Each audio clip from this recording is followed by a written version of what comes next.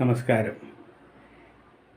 2025 കർക്കിടക മാസത്തിലെ സമ്പൂർണ്ണ നക്ഷത്രഫലത്തിലേക്ക് എല്ലാവർക്കും സ്വാഗതം.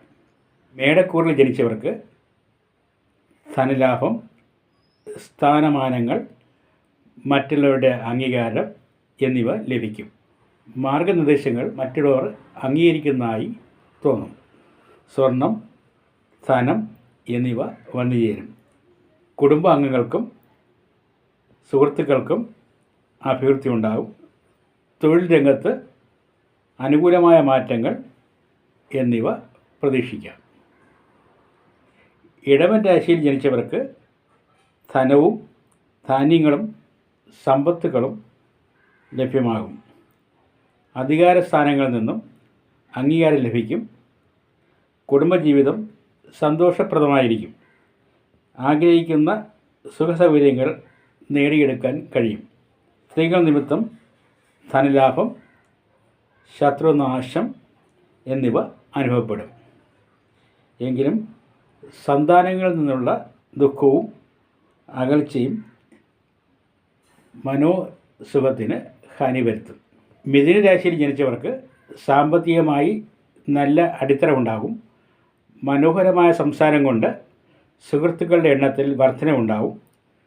സുഖഭോഗ വസ്തുക്കൾ പലതും കൈവശമാക്കും. ഭാര്യയുമായും മറ്റ് ബന്ധുക്കളുമായും ഐക്യവും സഹകരണവും പുലർത്തും. എങ്കിലും മോശം ആൾക്കാരുമായുള്ള കൂട്ടുകെട്ട്, തൊഴിൽ രംഗത്ത് അനുകൂലമല്ലാത്ത മാറ്റങ്ങൾ എന്നിവ ഉണ്ടാകാം. കർക്കിടക രാശിയിൽ ജനിച്ചവർക്ക് സാമ്പത്തിക രംഗം മെച്ചപ്പെടുന്നതായി അനുഭവപ്പെടും. വിവിധ വരുമാന മാർഗങ്ങൾ തുറന്നു കിട്ടും.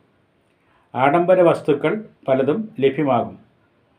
സുഹൃത്തുക്കളിൽ നിന്നും ബന്ധുജനങ്ങളിൽ നിന്നും സഹായ സഹകരണങ്ങൾ ലഭ്യമാകും. എങ്കിലും ചില കലഹങ്ങളും ശത്രു ഉപദ്രവങ്ങളും തലപൊക്കും.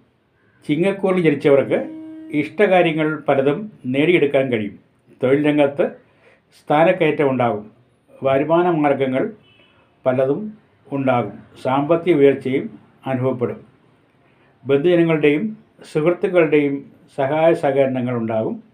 എങ്കിലും ശത്രുക്കളിൽ നിന്ന് ഉപദ്രവങ്ങളും രോഗങ്ങളും അനുഭവപ്പെടും. കന്നിക്കൂറിൽ ജനിച്ചവർക്ക് പല വിധത്തിലുള്ള ധനലാഭം ഉണ്ടാകും. ഭാര്യയുമായും സന്താനങ്ങളുമായും നല്ല ബന്ധം പുലർത്തും. പല സൗഹൃദങ്ങളും കാത്തു സൂക്ഷിക്കും. എങ്കിലും ശാരീരിക ക്ലേശങ്ങളും പ്രവൃത്തികളിൽ വിഘ്നങ്ങളും സാമ്പത്തിക ഞെരുക്കവും അനുഭവപ്പെട്ടെന്നിരിക്കും. തുലാക്കൂറിൽ ജനിച്ചവർക്ക് ധനലാഭം, കുടുംബ സൗഖ്യം, സന്താന സൗഖ്യം എന്നിവ ഉണ്ടാകും. ആഗ്രഹിക്കുന്ന കാര്യങ്ങൾ നേടിയെടുക്കാൻ കഴിയും. സമൂഹത്തിൽ അംഗീകാരം ലഭിക്കും. തൊഴിൽ പുരോഗതി, ഉദ്യോഗക്കയറ്റം എന്നിവ ഉണ്ടാകും. എങ്കിലും ശാരീരിക ക്ലേശങ്ങൾ അനുഭവപ്പെടും. വൃശ്ചികക്കൂറിൽ ജനിച്ചവർക്ക് തൊഴിൽ ഉയർച്ചയും സ്ഥാനപുരോഗതിയും ഉണ്ടാകും. അധികാരങ്ങളുടെ അംഗീകാരം ലഭിക്കും. ആഡംബര വസ്തുക്കൾ പലതും നേടിയെടുക്കും. കുടുംബസുഖം അനുഭവപ്പെടും. ഭാര്യ സന്താന ഐക്യം ഉണ്ടാകും. കൂടുതൽ പ്രയത്നം പല കാര്യങ്ങൾക്കും വേണ്ടിവരും. ദുഃഖങ്ങളും രോഗങ്ങളും പകിട്ട് കുറച്ചേക്കാം.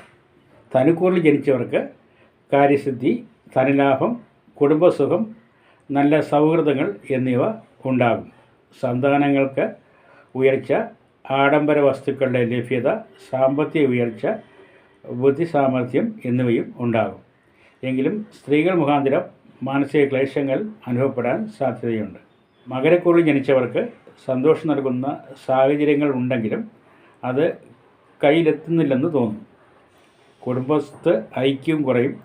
ചില കലഹങ്ങൾ തലവെക്കും. സാമ്പത്തിക നഷ്ടങ്ങളും രോഗങ്ങളും പ്രതീക്ഷിച്ച രീതിയിലുള്ള ഉയർച്ചയില്ലായ്മയും അനുഭവപ്പെടും.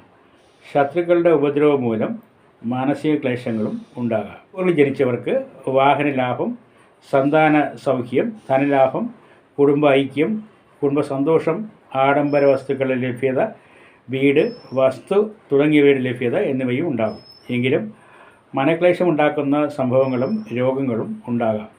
സന്താന സൗഖ്യം, ബന്ധുക്കളുടെ സഹായ സഹകരണങ്ങൾ എന്നിവ ഉണ്ടാകും.